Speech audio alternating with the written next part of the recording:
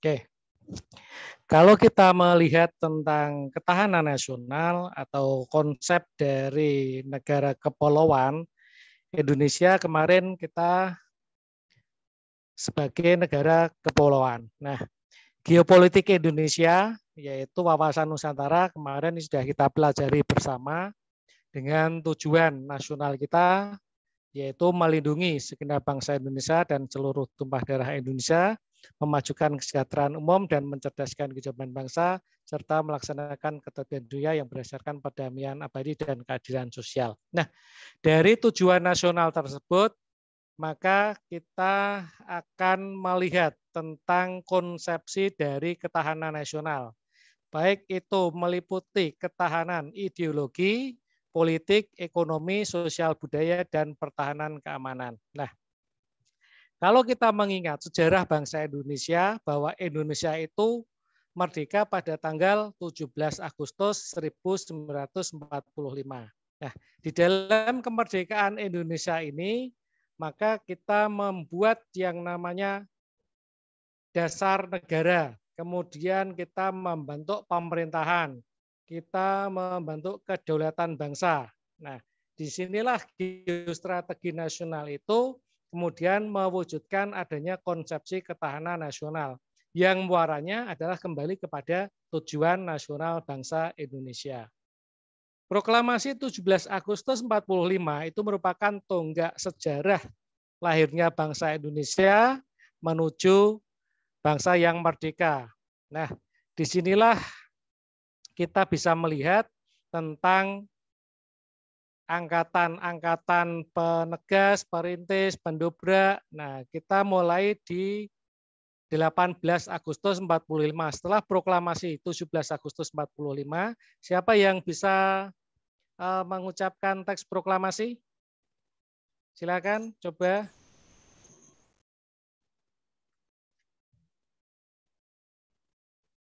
Coba salah satu bisa nomor absennya sama namanya, kemudian ucapkan teks proklamasi. Coba.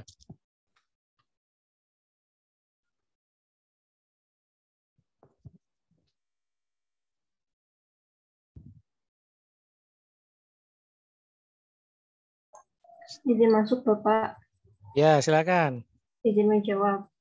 Perkenalkan, Oke. saya Amriyatul Hulke, nomor absen 28. Ya, silakan Amriyatul. Proklamasi. Kami, bangsa Indonesia, dengan ini menyatakan kemerdekaan Indonesia.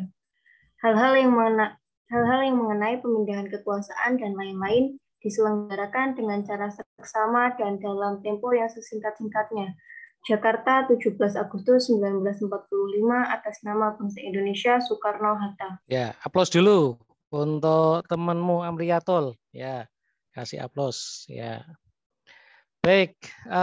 Jadi yang mengucapkan proklamasi atau membuat teks proklamasi adalah para pemimpin-pemimpin bangsa kita yang kemudian dibacakan atas nama bangsa Indonesia Soekarno-Hatta. Nah, kenapa ini atas nama bangsa Indonesia? Ya, karena bangsa Indonesia yang merdeka. Dengan ini menyatakan kemerdekaan Indonesia. Hal-hal yang mengenai pemindahan kekuasaan. Pemindahan kekuasaan itu seperti apa? Ya. Nah, pemindahan kekuasaan itu meliputi beberapa organisasi pendukung. Salah satunya sistem pemerintahan kita, kemudian dasar negara kita, kemudian aturan-aturan hukum yang menganut di mana kita nanti akan mengikuti aturan yang ada. Makanya pada tanggal 18 Agustus kita menentukan tentang Undang-Undang Dasar 1945. Kemudian kita menentukan tentang Pancasila sebagai dasar negara. Kemudian kita juga memilih presiden dan wakil presiden. Nah, Insinyur Soekarno dan Muhammad Hatta. Nah, inilah tonggak sejarah bangsa Indonesia itu. Kemudian kita mengingat kembali tentang bagaimana sejarah berdirinya Indonesia. Kenapa kita merdeka pada tahun 1945, sedangkan negara Jepang yang pada tahun itu juga menjajah Indonesia kemudian dibom atom oleh Amerika, ya. Mana itu? Nagasaki dan Hiroshima, ya, sama-sama memulai dari nol. Akan tetapi negara Jepang sekarang sudah menjadi negara maju. Indonesia masih negara berkembang. Nah, makanya disinilah kita perlu mempelajari adanya geostrategi nasional.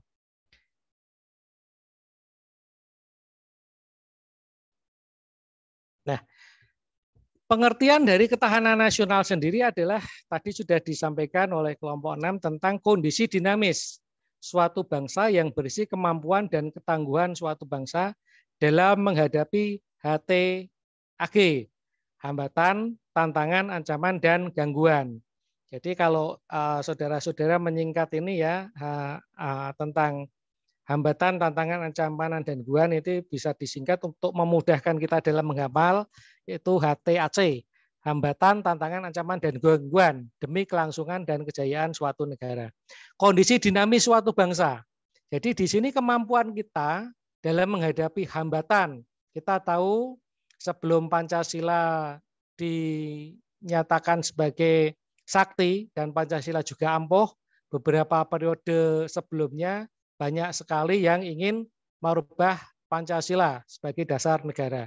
Nah, inilah hambatan-hambatan yang harus kita hadapi bersama untuk kelangsungan dan kejayaan suatu negara.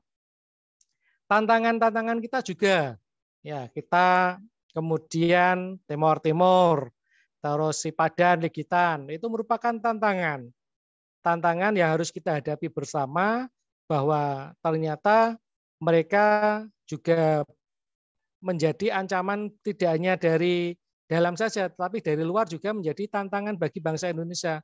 Ancaman, ya, kita tahu bahwa Papua kemudian Aceh ini bisa saja akan keluar dari NKRI. Nah, ini ancaman. Kenapa? Karena di situ ada OPM, Organisasi Papua Merdeka. Kemudian di Aceh ada Gerakan Aceh Merdeka dan sebagainya. Bahkan Maluku itu sudah Republik Maluku Selatan dan sebagainya.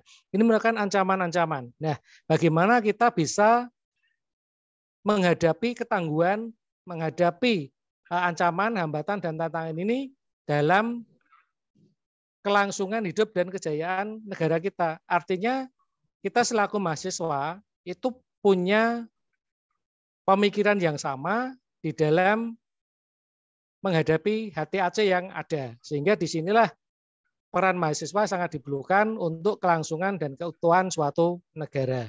Nah, geostrategi nasional sendiri merupakan strategi dalam memanfaatkan kondisi geografis negara Indonesia yang bersifat khas.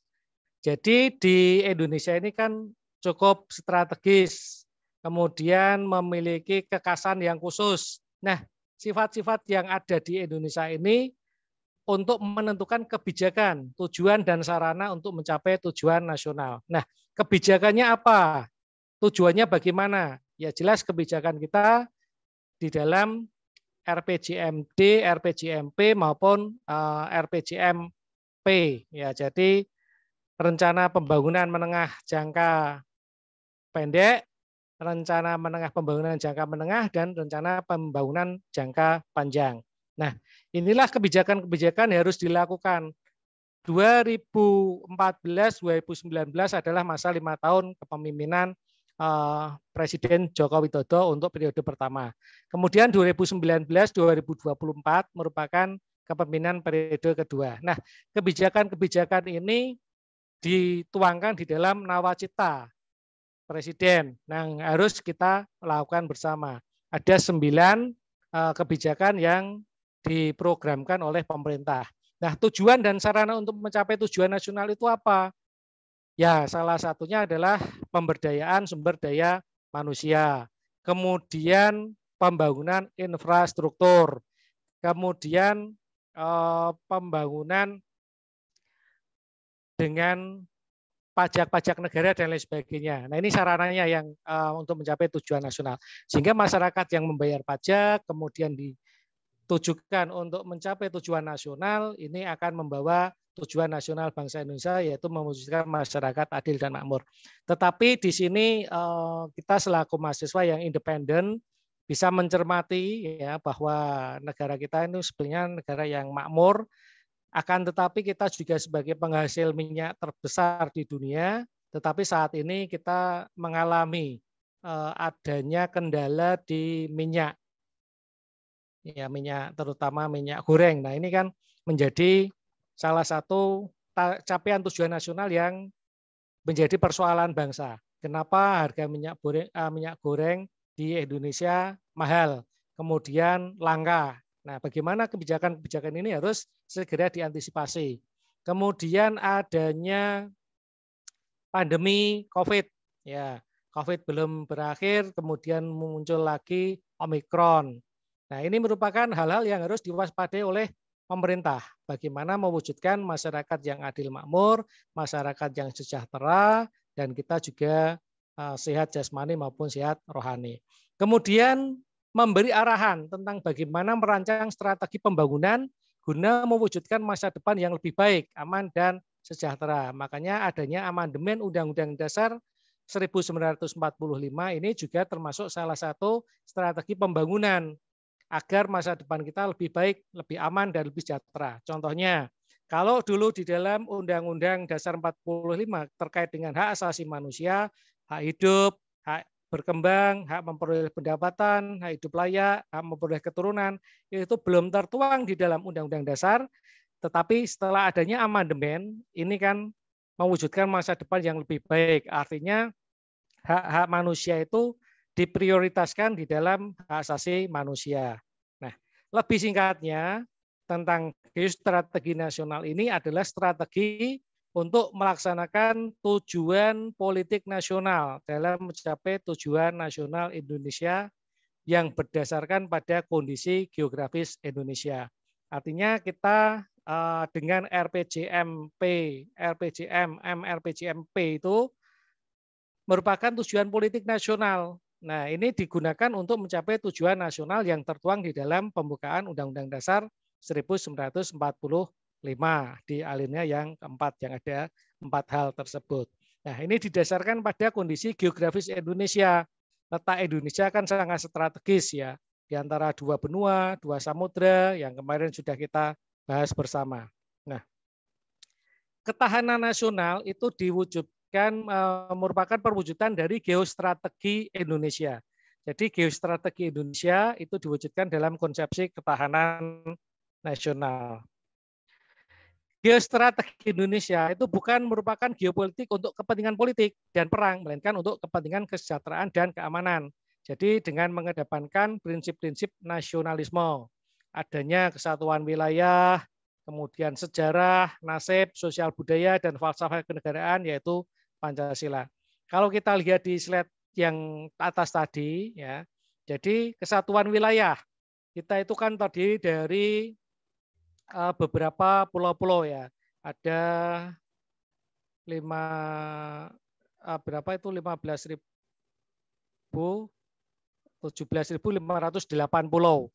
Ya, kemudian dari Sabang sampai Merauke, ya, sejarah bangsa Indonesia itu dulu sama-sama dijajah dari kolonial Belanda, kemudian dijajah Jepang, nah, dan sekutunya dan lain sebagainya. Kemudian kita senasib sepenanggungan, pernah menjadi bangsa yang terjajah. Dari sosial budaya, falsafah negara. Nah, inilah yang menjadi nasionalisme, prinsip-prinsip nasionalisme itu harus dikedepankan. Karena geostrategi ini bukan kepentingan politik perang, tetapi kepentingan bagaimana kita bisa menjaga keamanan dan kesejahteraan bangsa Indonesia. Makanya di sini diwujudkan dalam konsepsi ketahanan nasional. Apa tujuan dari geostrategi nasional? Geostrategi atau ketahanan nasional itu diperlukan guna menunjang keberhasilan tugas pokok pemerintahan. Jadi adanya tegaknya hukum dan ketertiban. Makanya di sini kita mencantumkan amandemen Undang-Undang Dasar 45 di dalam pasal 1 ayat 3, tegaknya hukum dan ketertiban, artinya negara Indonesia berdasar atas hukum. Kemudian di dalam pasal 27 ayat 1 Undang-Undang Dasar 45, setiap warga negara bersamaan kedudukannya di dalam hukum dan pemerintahan dan wajib menjunjung hukum dan pemerintahan itu dengan tidak ada kecualinya. Artinya di sini kita wajib untuk menjunjung hukum dan kita sebagai warga masyarakat juga harus patuh dan taat terhadap hukum yang berlaku. Karena kalau kita melanggar hukum maka sanksinya sama semua sebagai warga negara, yaitu sama-sama sebagai pelanggar hukum. Kemudian terwujudnya kesejahteraan dan kemakmuran. Kita bisa melihat di dalam pasal 32, 33, 34 ya, bagaimana bangsa Indonesia ini pengen agar rakyatnya bisa hidup makmur, hidup sejahtera. Perekonomian disusun sebagai usaha bersama berdasar atas asas kekeluargaan. Artinya apa? Ya, bagaimana kita mewujudkan ekonomi masyarakat yang adil dan merata. Tetapi perwujudan kesejahteraan yang adil dan makmur ini belum bisa sepenuhnya kita capai sekarang ini. Karena apa? Ya tadi di atas sudah saya sebutkan harga minyak goreng saja tidak stabil. Kemudian mungkin sebentar lagi mau memasuki bulan puasa, kemudian memasuki bulan Syawal, itu biasanya harga-harga kebutuhan pokok juga akan mengalami peningkatan. Padahal kita tahu di pandemi sekarang ini pendapatan masyarakat per kapitanya sangat menurun. Ya, masyarakat banyak yang tidak melakukan pekerjaan karena di PHK, kemudian dia harus menghidupi keluarganya dan sebagainya. Nah, inilah bagaimana pemerintah bisa mewujudkan kesejahteraan dan kemakmuran bangsa. Terselenggaranya pertahanan dan keamanan. Alhamdulillah ini negara kita untuk anggaran pertahanan dan keamanan ini sudah cukup diperhatikan ya.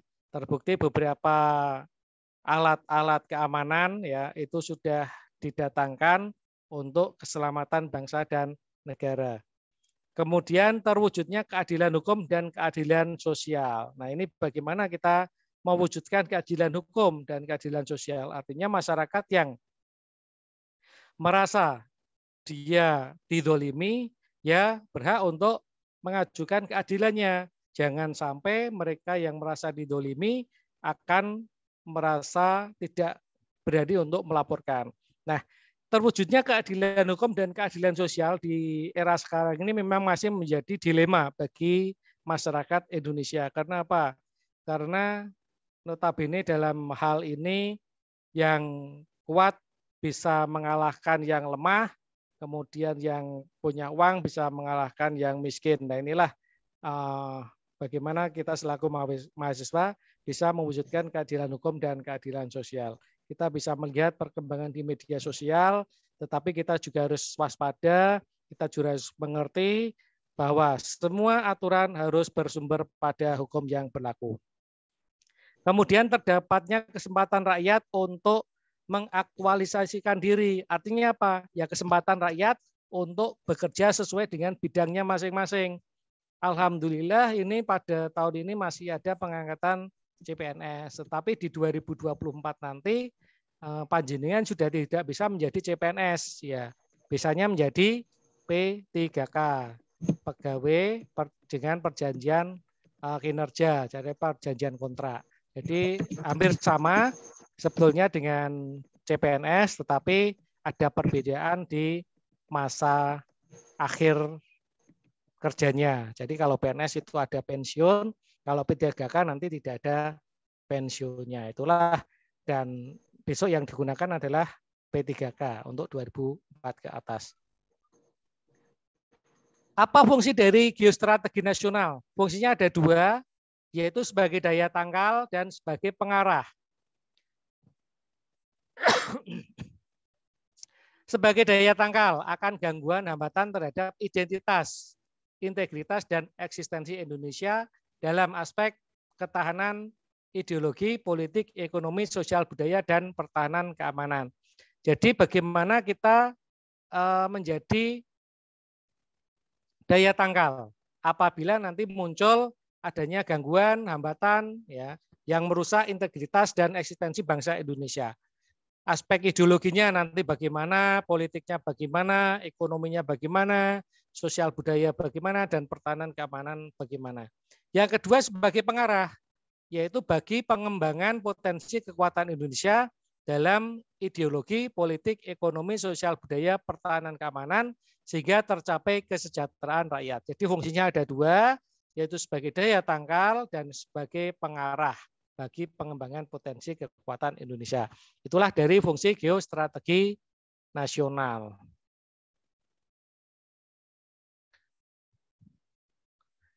Nah, Pancasila itu sebagai apa? Di sini Pancasila sebagai landasan ideologi dari ketahanan nasional. Ketahanan nasional merupakan upaya mengelola dan mengembangkan potensi dan kekuatan nasional dalam menghadapi ancaman dan hambatan eksternal maupun internal yang dapat membahayakan eksistensi negara dalam mencapai tujuan negara dengan mendasarkan pada falsafah Pancasila. Upaya mengelola dan mengembangkan potensi dan kekuatan nasional. Nah, kekuatan nasional kita itu ada di 3 sektor, ya. Ekonomi kita, ya, soko guru ekonomi kita, ada pemerintah, kemudian ada swasta dan ada koperasi. Itu sebagai soko guru perekonomian Indonesia. Nah, kalau yang ketahanan nasional ini ada TNI, ya, Polri, kemudian sipil. Nah, inilah potensi dan kekuatan nasional. Ya, kita itu termasuk yang sipil. Ya, kalau TNI jelas adalah ABRI yang dipersenjatai, Tentara Nasional Indonesia itu. Kemudian Polri ya sebagai penjaga ketertiban nasional, ABRI sebagai TNI sebagai keamanan nasional, dan kita sipil sebagai tenaga pendukung dari pertahanan dan keamanan nasional. Nah, bagaimana tugas kita? Ya, kalau ada bahaya ancaman baik yang datang dari eksternal, dari luar maupun dari internal. Internal itu bisa golongan kanan, bisa golongan kiri, atau golongan putih mungkin dalam hal ini yang mendirikan negara-negara Islam, atau golongan hitam yang mendirikan negara-negara ateis. Nah, atau golongan kanan dan golongan kiri. Ini yang merupakan ancaman dari internal. Kalau dari eksternal, ancaman inflasi dari negara-negara lain. Contoh yang sekarang terjadi misalnya antara Rusia dan Ukraina. Bagaimana perang itu terjadi? Nah, ini merupakan ancaman eksternal dari negara Ukraina terhadap negara Rusia. Sehingga disinilah kita juga harus waspada. Kalau nanti timbul perang dunia ketiga dan sebagainya, kita harus bagaimana?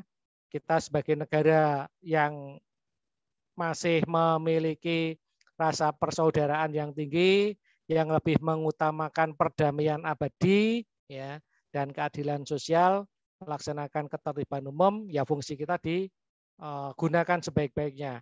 Tetapi kita juga tahu bahwa bangsa Indonesia adalah bangsa yang cinta damai, tetapi lebih cinta pada kemerdekaan. Artinya apa? Jangan sampai kedaulatan kita itu nanti diganggu oleh negara-negara lain. Makanya begitu ada ancaman dan hambatan yang mengancam eksistensi dan potensi dari negara kita, maka kita wajib untuk membantu negara kita di dalam menghadapi ancaman dan hambatan tersebut. Contoh konkret yang sekarang kita hadapi dengan perekonomian kita yang belum stabil, ini juga menjadi ancaman, baik dari dalam maupun dari luar. Karena dengan ekonomi itu bisa digoyahkan dimanapun. Ya. Bahkan korupsi, kolusi, nepotisme itu muncul karena faktor ekonomi. Keluarga juga bisa hancur karena adanya faktor ekonomi. Contohnya saja, panjenengan semua ini misalnya tidak diberi uang untuk membayar kuliah karena tidak ada uang dan sebagainya, maka panjenengan akan berpikir, ya saudara-saudari akan berpikir, loh saya mau kuliah tetapi tidak diberi biaya untuk membayar SPP dan sebagainya, maka ya akhirnya saudara-saudara nanti akan bingung, kemudian akan menentukan langkah-langkah bagaimana supaya mau keluar dari kampus dan lain sebagainya. Nah, inilah yang merupakan faktor-faktor internal yang harus saudara-saudara hadapi. Beberapa elemen yang mempengaruhi ketahanan nasional bahwa kita terletak di segi geografi, yaitu di antara 2 benua dan 2 samudra, ya, benua Australia dan Benua Asia, Samudra Hindia dan Samudra Pasifik. Ya. Kemudian ideologi, ada ideologi liberalisme Australia di selatan dan ideologi komunisme RRC Vietnam di utara. Kemudian dari segi politik ada demokrasi liberal di selatan dan demokrasi rakyat atau diktator proletar kaum buruh di utara. Kemudian dari ekonomi, ini yang mempengaruhi ketahanan nasional kita, ada ekonomi kapitalis di selatan dan sosialis di utara. Kemudian dari sosial kemasyarakatan, ada individualis di selatan dan sosialis di utara. Dari segi budaya, kita juga dipengaruhi adanya budaya barat di selatan dan budaya timur di utara. Sedangkan dari pertahanan dan keamanan ada kekuatan maritim di selatan dan kekuatan kontinental di utara. Nah, inilah elemen-elemen yang mempengaruhi ketahanan nasional. Dengan adanya letak geografis bangsa Indonesia yang cukup strategis ini menjadi istilahnya peran sentral di dalam pengembangan ideologi-ideologi yang ada. Baik itu dari ideologi liberal, kemudian ideologi komunis, ini akan masuk ke Indonesia kalau kita tidak waspada. Kemudian demokrasi liberal, kita juga pernah menganut demokrasi liberal. Ya, kemudian kita juga dari segi ekonomi kita kadang-kadang menjadi kapitalis. Ya, padahal kan kita ekonominya adalah kerakyatan gotong royong. Ya, dari segi sosial budaya ini juga pengaruh budaya-budaya barat, budaya-budaya timur yang tidak kita filter itu akan sangat mudah masuk ke Indonesia. Bahkan dengan adanya sekarang internet yang dalam hal ini tidak ada jeda di antara kita dengan dunia maya, ya tidak hanya dalam waktu menit, bahkan detik itu kita sudah bisa mengetahui ya baik itu budaya barat maupun budaya timur yang sesuai atau tidak sesuai dengan budaya kita. Dan kita kadang-kadang tidak memfilternya. Karena apa? Karena memang dari internet ini kadang tidak diberi filter oleh akun-akun yang ada. Sehingga kita dengan mudahnya meniru. Misalnya, ya kita mungkin meniru gaya pemain sinetron dari Korea, mungkin pemain sinetron dari Cina, dan lain sebagainya. Nah, hal-hal seperti itu kalau kita tidak memperhatikan dengan sesama, ya mungkin ke depannya Indonesia itu tidak menjadi sebagai budaya bangsa sendiri, tetapi kita menjadi bagian dari budaya lain yang ada di negara-negara lain. Kalau kita melihat perkembangan yang ada, bahwa di Belanda itu kan juga malah mempelajari budaya nasional bangsa Indonesia, tetapi bangsa Indonesia melihat budaya Amerika. Nah, Amerika melihat budaya Belanda. Nah, ini kan merupakan siklus yang terjadi. Nah, kita harus bisa memilih dan memilah mana yang terbaik untuk kita, mana yang terbaik untuk keluarga kita, dan mana yang terbaik untuk negara kesatuan Republik Indonesia. Kekuatan pertahanan dan keamanan. Kita tahu di Australia itu kan merupakan tentara lautnya sangat canggih-canggih. Bahkan dulu pada saat kapal TNI kita tenggelam di perairan Bali, ya kekuatan maritim dari Australia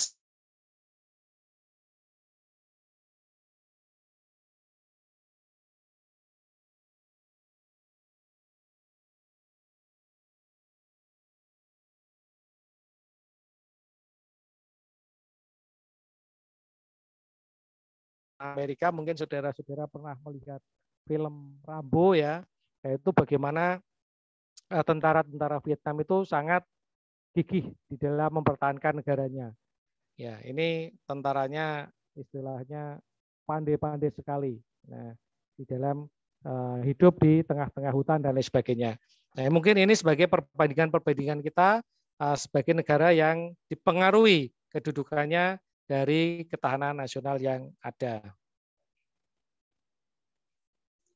Ketahanan nasional dalam bidang ideologi. yaitu pengaruh ideologi besar dunia, artinya ideologi liberalis dan komunis, serta ideologi keagamaan, radikalisme agama. Nah ini tiga-tiganya ini mempengaruhi ideologi bangsa Indonesia. Padahal kita tahu bahwa ideologi kita adalah ideologi Pancasila yang menjadi ideologi bangsa dan representasi dari prinsip kehidupan negara dan masyarakat. Artinya apa? Liberal dan komunis ini sekarang sudah mulai menyerang Indonesia. Kita tahu liberal, orang-orang Amerika, Australia, ya, ini mau masukkan ideologinya ke Indonesia. Kemudian komunis Cina, RRC, ini juga sama, yang ingin memasukkan ideologinya ke negara kita.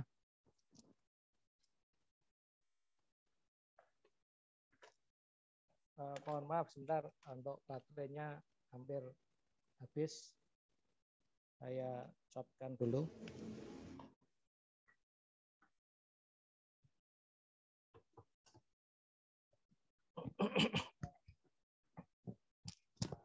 Kemudian ideologi radikalisme agama. Ya, kita tahu juga ya beberapa negara yang menginginkan Indonesia itu sebagai negara Islam atau mungkin negara-negara yang beragama tertentu.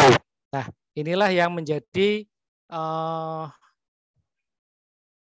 PR kita bersama, bagaimana kita bisa mempertahankan ideologi Pancasila. Kita tahu di tahun 1948 ya adanya pemberontakan Partai Komunis Indonesia di Madiun, kemudian tahun 65 yang kita tahu sebagai gerakan 30 September, itu bagaimana ideologi Pancasila mau dirubah dengan ideologi komunis.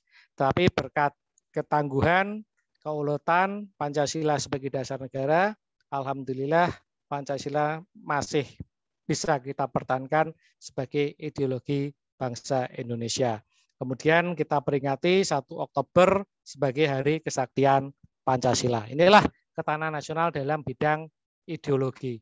Kemudian implementasinya ketahanan nasional dalam bidang ideologi, yaitu bagaimana kita mengaktualisasikan ideologi Pancasila sebagai pemersatu bangsa yang tetap menghargai perbedaan. Makanya di sini semboyan kita adalah Bhinneka Tunggal Ika. Walaupun berbeda-beda tetapi tetap satu. Ideologi Pancasila itu sebagai ideologi bangsa dikembangkan secara dinamis sesuai dengan dinamika yang ada di masyarakat dan senantiasa mampu mengantisipasi dari perkembangan zaman. Artinya kita bisa melihat yang sesuai dengan perkembangan zaman kita. Adanya undang-undang informasi teknologi elektronika dan lain sebagainya, kemudian undang-undang tentang pemerintahan daerah, undang-undang tentang lalu lintas, undang-undang tentang APBN dan lain sebagainya. Nah, itulah implementasi dari ketahanan nasional. Kemudian mengembangkan dan menanamkan kesadaran berbangsa, bernegara, bermasyarakat terhadap seluruh warga negara. Kalau dulu kita ada penataran P4 ya, pedoman penghayatan dan pengamalan Pancasila, tetapi sekarang kita adanya 4 pilar kebangsaan yang mungkin di bab terakhir nanti akan kita sampaikan tentang 4 pilar kebangsaan. Ya, jadi itu implementasi ketahanan nasional di bidang ideologi. Kemudian implementasi dalam bidang politik apa? Melakukan perubahan di segala bidang. Kita tahu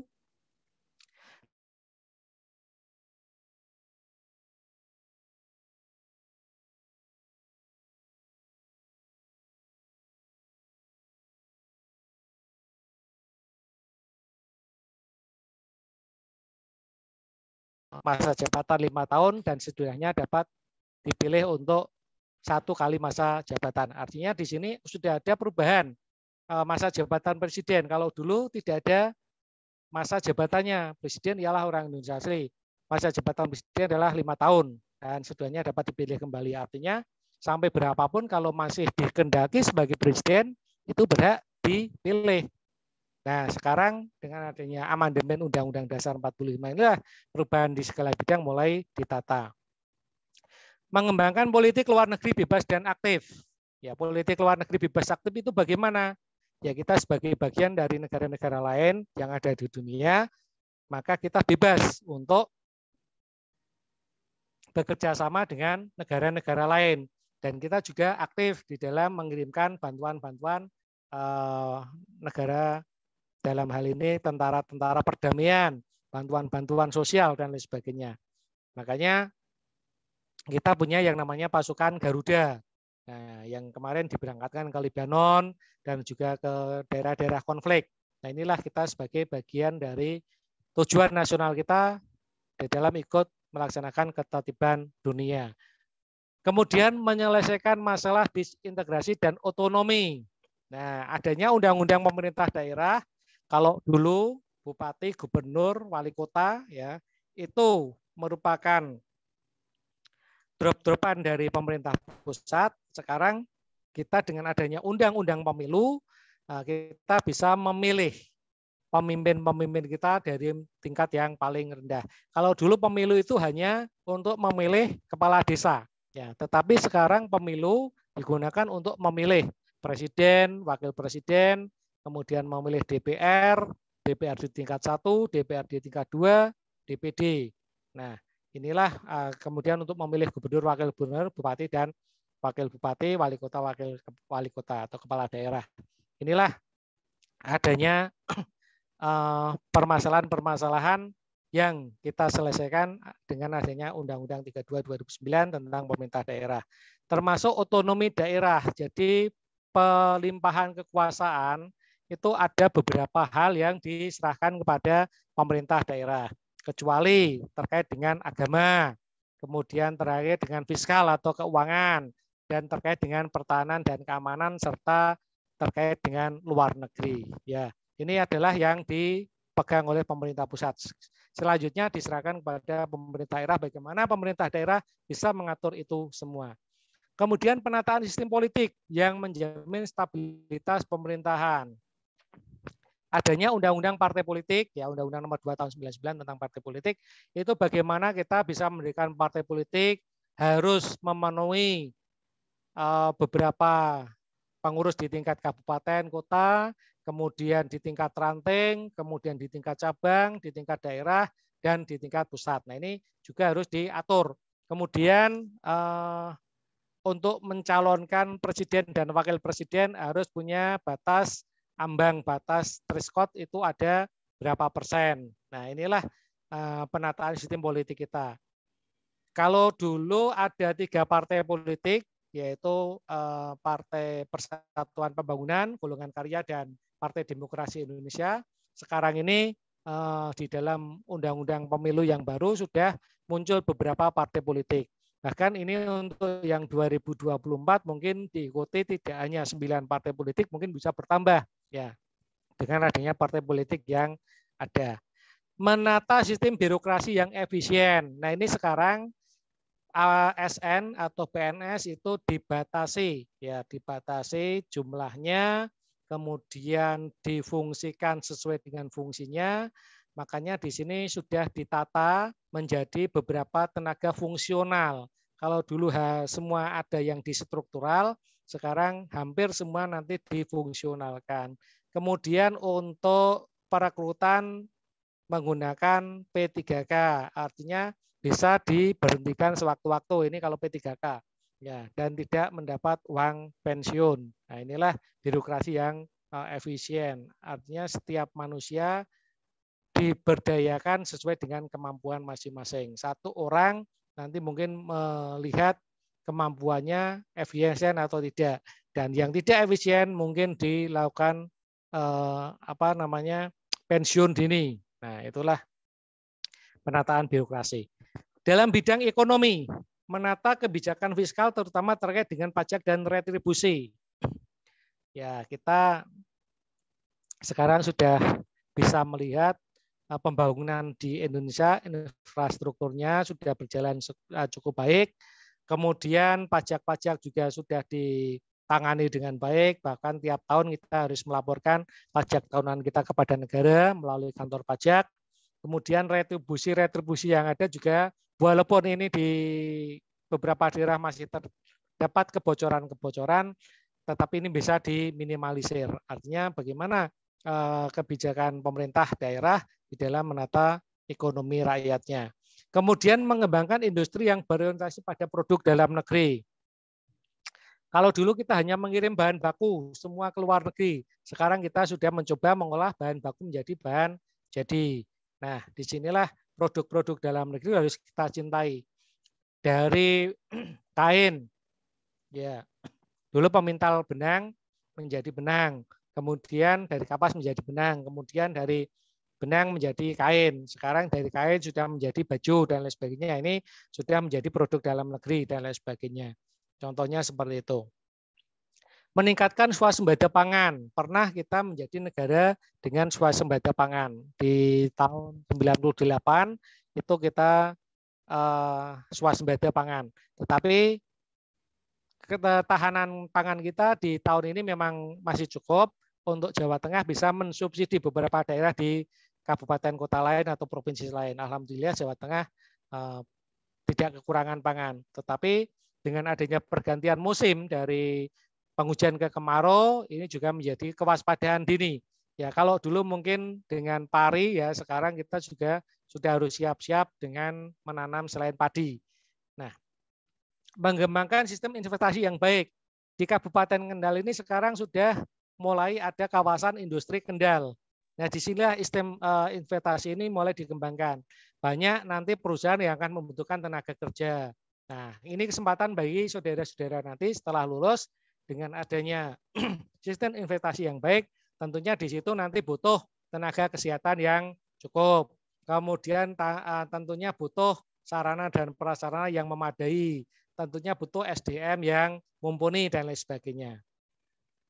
Mengembangkan sistem ekonomi rakyat. Ini UMKM mulai dikembangkan, bahkan Pak Ganjar Pranowo selaku Gubernur Jawa Tengah tiap bulan sekali selalu melaksanakan kegiatan bagaimana pengembangan UMKM di Jawa Tengah agar bisa selalu berkembang.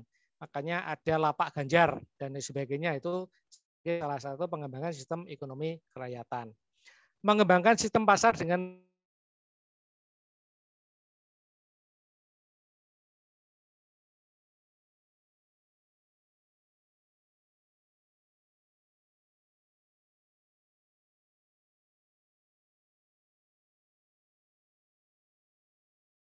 harga minyak. Nah, sekarang harga minyak per liter sampai 24.000. Padahal dulu aturan pemerintah harga eceran tertinggi 1 liternya di dalam 14.000.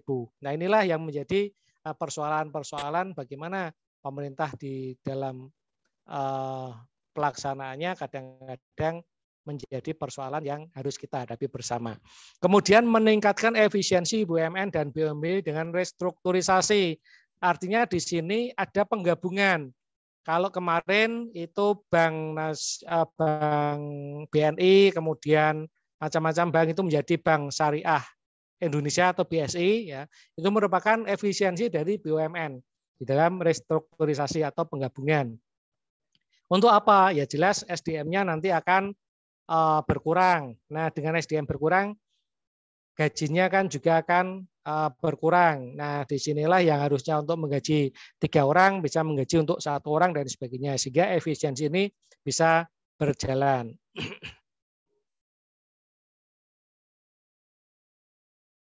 Kemudian dalam bidang sosial budaya, yaitu bagaimana meningkatkan Human Development Index Indonesia.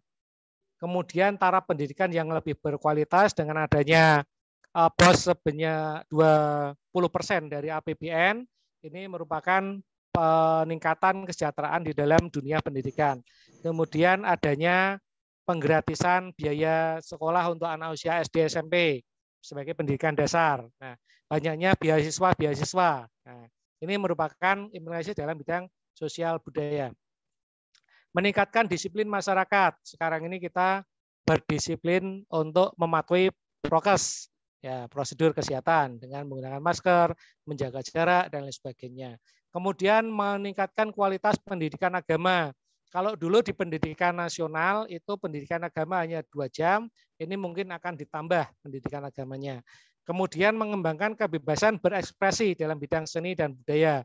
Banyaknya lomba-lomba di dalam hal seni budaya ini juga merupakan kebebasan berekspresi. Adanya pekan olahraga nasional, Kemarin kita bisa melihat di Mandalika ya dengan adanya sirkuit yang mendatangkan dari para pembalap-pembalap luar negeri. Ini kan merupakan ekspresi dalam bidang seni budaya.